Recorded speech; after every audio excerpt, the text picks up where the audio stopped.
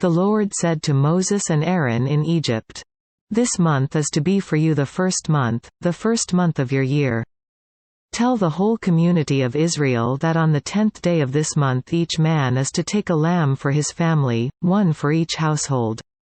If any household is too small for a whole lamb, they must share one with their nearest neighbor, having taken into account the number of people there are. You are to determine the amount of lamb needed in accordance with what each person will eat. The animals you choose must be year-old males without defect, and you may take them from the sheep or the goats. Take care of them until the 14th day of the month, when all the people of the community of Israel must slaughter them at twilight. Then they are to take some of the blood and put it on the sides and tops of the doorframes of the houses where they eat the lambs. That same night they are to eat the meat roasted over the fire, along with bitter herbs, and bread made without yeast. Do not eat the meat raw or cooked in water, but roast it over the fire head, legs and inner parts. Do not leave any of it till morning. If some is left till morning, you must burn it. This is how you are to eat it, with your cloak tucked into your belt, your sandals on your feet and your staff in your hand. Eat it in haste, it is the Lord's Passover. On that same night I will pass through Egypt and strike down every firstborn, both men and animals, and I will bring judgment on all the gods of Egypt. I am the Lord. The blood will be a sign for you on the houses where you are, and when I see the blood, I will pass over you. No destructive plague will touch you when I strike Egypt. This is a day you are to commemorate for the generations to come. You shall celebrate it as a festival to the Lord, a lasting ordinance. For 7 days you are to eat bread made without yeast. On the first day remove the yeast from your houses, for whoever eats anything with yeast in it from the first day through the 7th must be cut off from Israel. On the first day hold a sacred assembly, and another one on the 7th day. Do no work at all on these days, except to prepare food for everyone to eat. That is all you may do. Celebrate the Feast of Unleavened Bread, because it was on this very day that I brought your divisions out of Egypt. Celebrate this day as a lasting ordinance for the generations to come. In the first month you are to eat bread made without yeast, from the evening of the 14th day until the evening of the 21st day. For 7 days no yeast is to be found in your houses. And whoever eats anything with yeast in it must be cut off from the community of Israel, whether he is an alien or native born. Eat nothing made with yeast. Wherever you live, you must eat unleavened bread. Then Moses summoned all the elders of Israel and said to them, Go at once and select the animals for your families and slaughter the Passover lamb. Take a bunch of hyssop, dip it into the blood in the basin and put some of the blood on the top and on both sides of the doorframe. Not one of you shall go out the door of his house until morning. When the Lord goes through the land to strike down the Egyptians, he will see the blood on the top and sides of the doorframe and will pass over that doorway.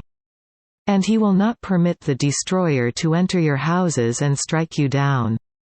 Obey these instructions as a lasting ordinance for you and your descendants. When you enter the land that the Lord will give you as he promised, observe this ceremony. And when your children ask you, What does this ceremony mean to you? Then tell them, It is the Passover sacrifice to the Lord, who passed over the houses of the Israelites in Egypt and spared our homes when he struck down the Egyptians. Then the people bowed down and worshipped. The Israelites did just what the Lord commanded Moses and Aaron. At midnight the Lord struck down all the firstborn in Egypt, from the firstborn of Pharaoh, who sat on the throne, to the firstborn of the prisoner, who was in the dungeon, and the firstborn of all the livestock as well. Pharaoh and all his officials and all the Egyptians got up during the night. And there was loud wailing in Egypt, for there was not a house without someone dead. During the night Pharaoh summoned Moses and Aaron and said, Up! Leave my people, you and the Israelites. Go, worship the Lord as you have requested. Take your flocks and herds, as you have said, and go. And also bless me. The Egyptians urged the people to hurry and leave the country. For otherwise, they said, we will all die.